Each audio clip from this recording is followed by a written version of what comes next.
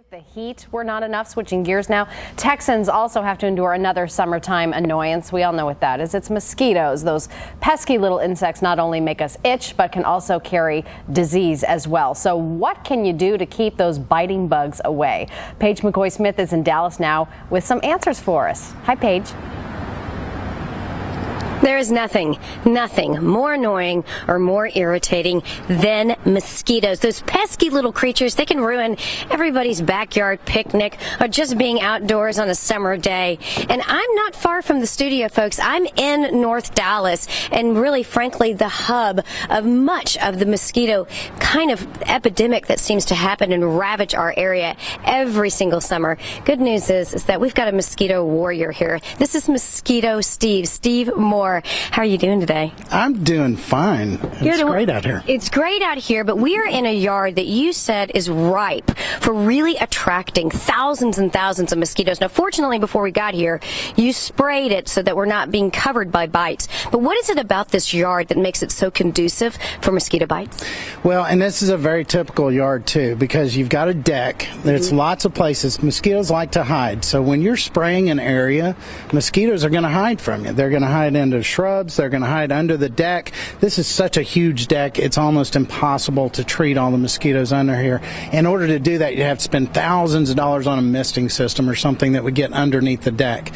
So if you want to be able to sit out here something like that, you probably need to use a whole integrated pest management system like the EPA suggests, and get rid of standing water, spray the area, but also put stuff on you. You want to put repellents on your body, too. All right, so as we're talking about that, let's kind of go through some of the different treatment options. One thing that I considered before I got here, because it's going to be 200 degrees but by noon, I wore an outfit hopefully trying to repel mosquitoes head to toe covered, but you said that my color choice was not the best option. Yeah, mosquitoes are fashionistas. They love black. They really do. I'm doing it too. Yeah. So I always wear black. Mosquitoes actually are more attracted to black than they are to white, so that'd be the one place to start, is wear light clothing. You should have told me that before we met here today. All right, let's talk about some of these different repellent options that we have here. We're not going to showcase any of the brands, but we want to talk about kind of the pros and cons of these different choices that are available, starting with this little number. Now tell me, Steve, what's this all about? This is a new device that's out. You clip this on your belt, and if you're sitting still, this actually works extremely well.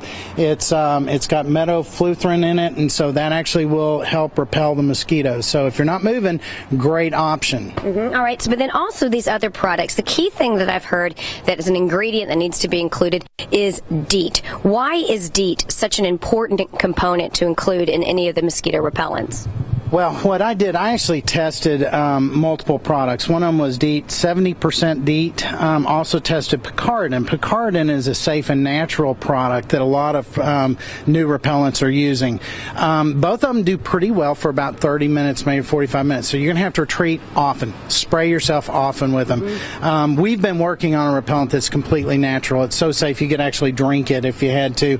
And the beauty thing about it is it lasts longer, so you don't have to spray yourself quite as often.